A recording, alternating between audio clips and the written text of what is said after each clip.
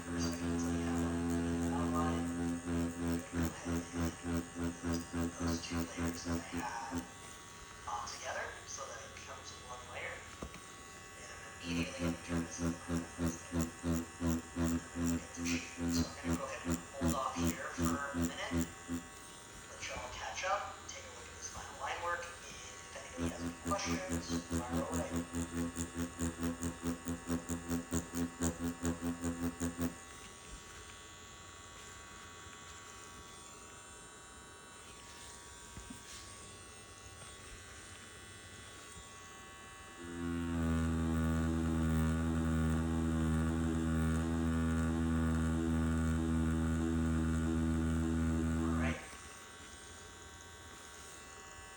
How are you guys doing on your line work?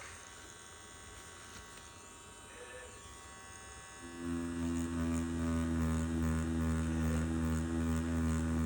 Is anybody super far behind? It's alright if you are, just let me know.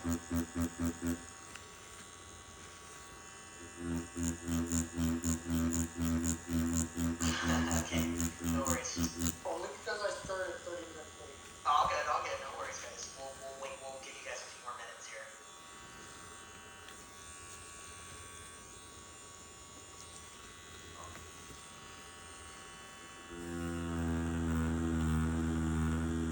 This is the beginning of this supercomputer. We're going to get a lot more time for shading today, so we're just going to not scroll.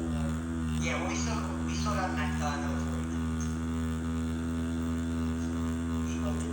Yeah, this is not sometimes I make them an hour. Oh, alright. Well, let me tell her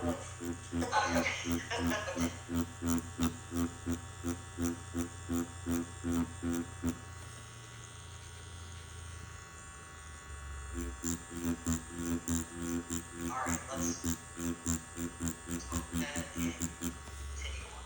Okay, so remember guys, once you're finished with your outline, really important step, cannot forget this step. Make your outline a reference. Make it a reference. You're going to click on the layer name and you're going to find reference. Make sure that little checkbox is on and you're going to make sure that it says reference underneath. It may say assisted reference. That's fine, that just means that drawing assist and reference is turned on. But we don't care about that because we're going to form our shading.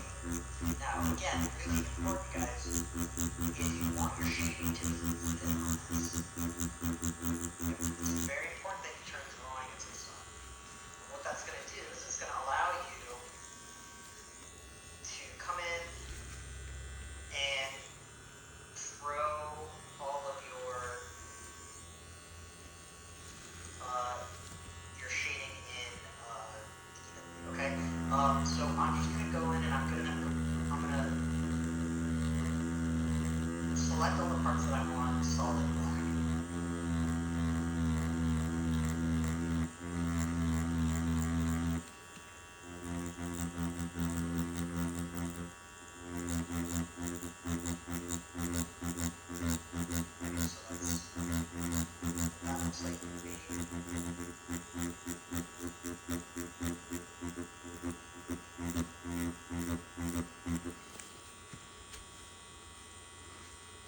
Make my code over, and I'm just gonna fill all those spots.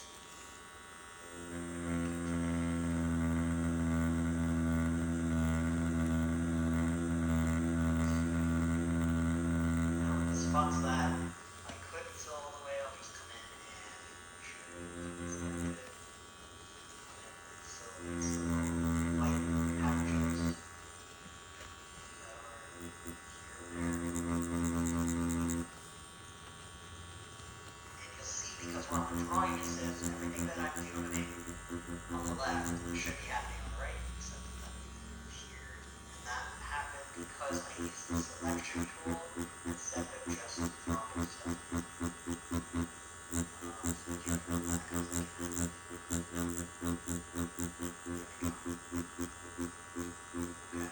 So we've got our solid filled now. What do we want to do for the shading here? So something to think about is we have all these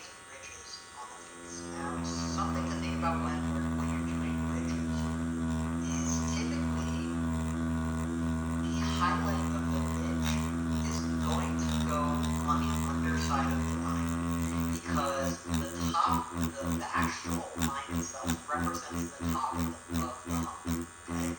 So if you're looking at something and you feel like it has like a ridge, right? So in this case, I'm imagining that this snake head is ridged in the lips, right? And in the brow here, where we have these guys here. These guys here.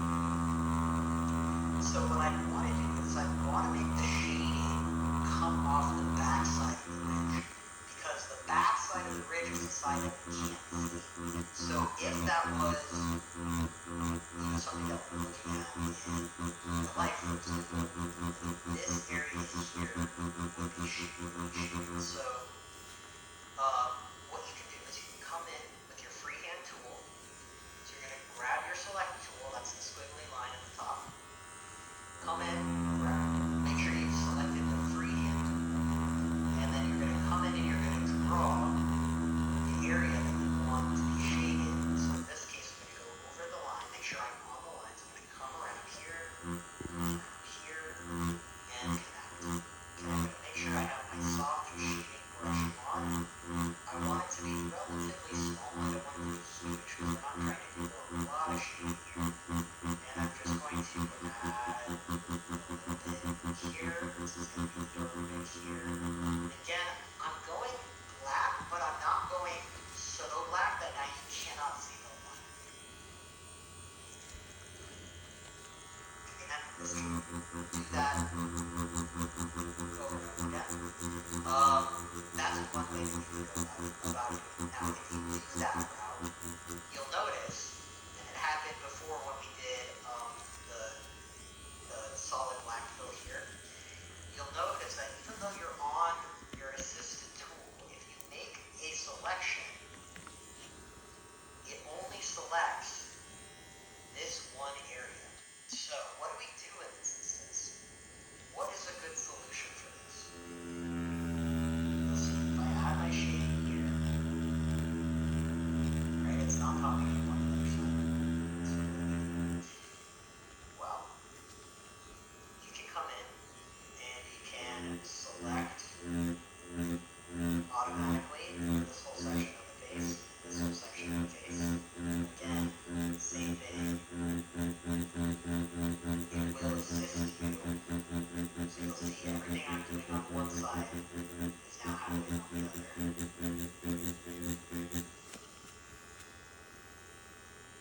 But you're not getting as much control. So it's a little bit of a give and take, to be honest. There's not really like a perfect way to go about this.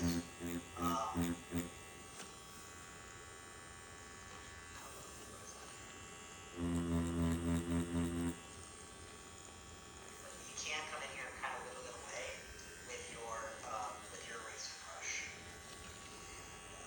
You can play with your opacity and stuff like that, so that you can kind of get these like smoother shades going. So that's one way that you could do that. Hey Maddox, I'm sorry. I'm not gonna lie, I was trying to get caught up with the drawing. No worries. I think I missed the selection tool option. Sure. Or how to function that a little bit better. Yeah. So no problem. So you're gonna click the selection tool and you're gonna come to freehand. Okay. And then what you're gonna do is you're going to draw in the line. So it's really important that you make sure that you're in the line work. You'll come around here, come down in the line work and connect your thing. And so that way, Oh, I'm so sorry, real quick. I think I'm talking about for the solid black one. yeah. Okay. So sorry. No worries. So what you can do with solid black is you can just drag and drop your color. That's one way to go about it. If you need to draw it in, you can automatically select. And you can select everything that you want to fill in. You're still gonna have to come in and hand drop everything in. But it's going to protect you a little bit from accidentally putting the color like anywhere you don't want it to be. Okay, so my question with that, I went to go drop in some ink a few times and it just like blows out to the whole page and I'm like, that's not what I want. So Yeah, totally. So that's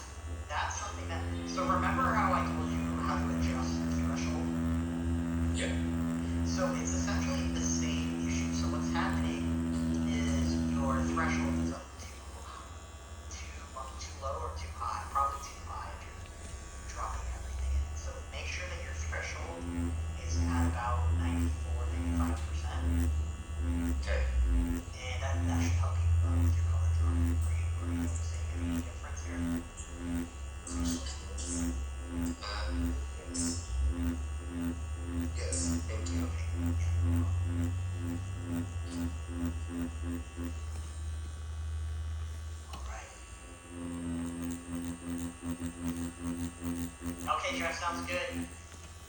Have a good one, man. So Natalie, you asked a great question. Can you select and duplicate them here? No.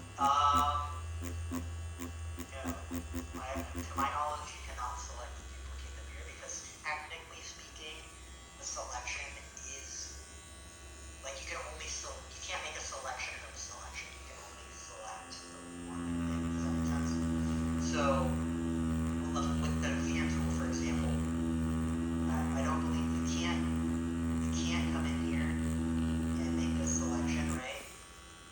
And then come over here. You see what happens?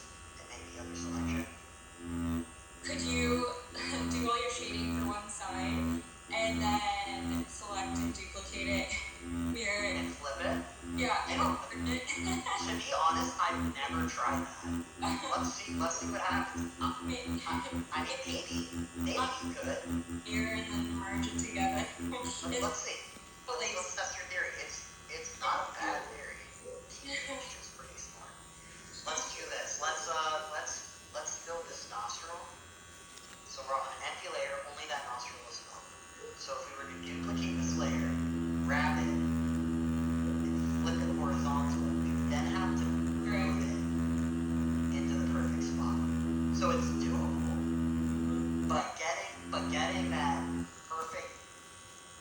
perfect spot is gonna be really hard, especially if you have like a bunch of like whip shading and stuff going around. So I mean, you can try it, but it might take more time for you to get this perfect when you just shade it. yeah. I swear I've done it before in a different spot where somehow, like when I'm duplicating something or mirroring something, it goes in the perfect spot, but I can't think of the scenario. You know what? I'll do a little research into the selection tool. I'll do a little bit of a deeper dive this week and see if maybe I can find some cool tricks for the selection stuff, or just like coloring in general, and see if there's anything that might like work well for this kind of thing. Cool, thanks. Yeah. All right. So I'm kind of just gonna let you guys go wild, but I just wanted to show you some techniques. So again, we can grab the automatic. You can come in here. You can grab these guys here, and then grab your soft round. So it's nice and big, and then come in and shade.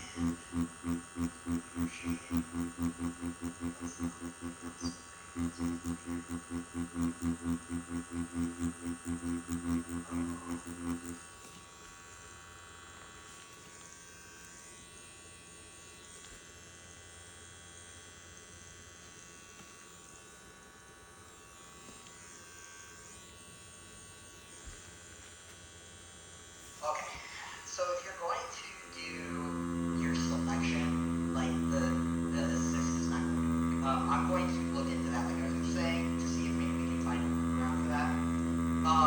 I don't do this kind of shading very often, to be honest with you guys, where I come in and I kind of, stuff. To be honest, very rarely run into problems like this. Because what I do is I'll run into one side of the face, and I'll have my color selected. So if I was to do black, for example, like here, I would just come in like so, and fill it up, and ideally, it's not the assistant layer, but that might be why that was not working. See, changes the game here, because it's really yes. Okay, so you can. So as long as your assistant is on, you can do the shading. Yeah. So we've got some shading going in there. Got some shading over here.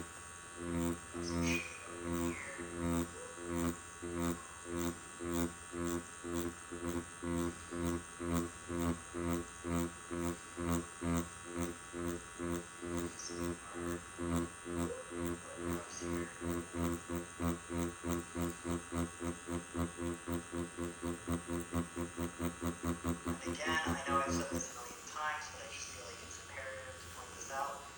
I'm not going super black. You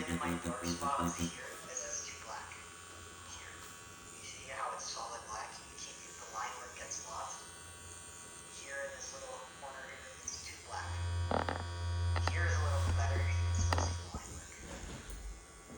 Here, I do. it's borderline. You can still see the line work, so it's technically acceptable, but borderline too black. Really want to let the gradients. Sorry, I have a question. Yeah. When you're trying to do like those buildable layers, are you holding your brush base, your pencil a certain way? Let me show you exactly what I do. Just doing some shading.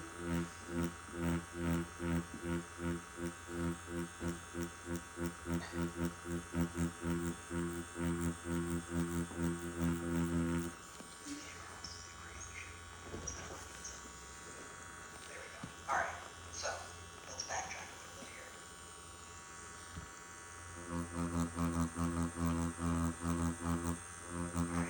Alright, so I'm going to reselect. Can you see my okay? Oh yeah. Okay, so I'm going to reselect my area. I come in, and I have the soft round selected, and I have it set to a very large size. So it's big. And then I'll just come in here, and I start. So I'm shading this area here, right? I'm starting at the top of the head. Okay. Circles. And coming down. So when you're doing that, you're just basically just doing small circles. Small circles just like you would in tattooing. It's the exact same motion. Same with the bottom. So I'm starting way down here. The line starts here. I'm down here. And I'm going to do small circles. Yes, okay, I can see. In a minute, man. I'm almost done. I got one more spot to do. Darken this area down here a little bit. I'll come back down to the bottom. Do some circles. And I stay really light with it. And oftentimes, like, you know, for you guys, you may want to play with the opacity of your brush as you use your soft round brush.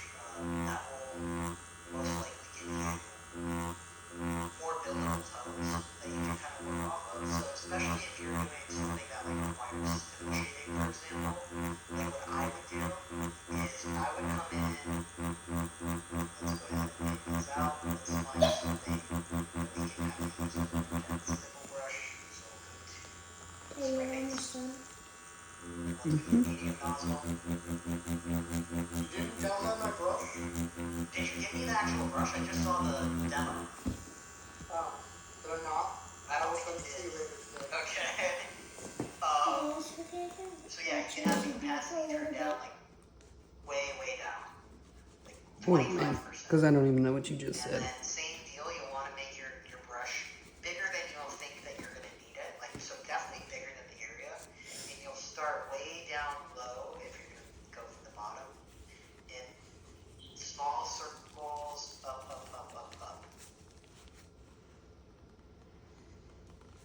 Okay, and you see it's very light, but if you look very closely, I see you know, it. it's So Blotchy, man. sorry. It's blotchy.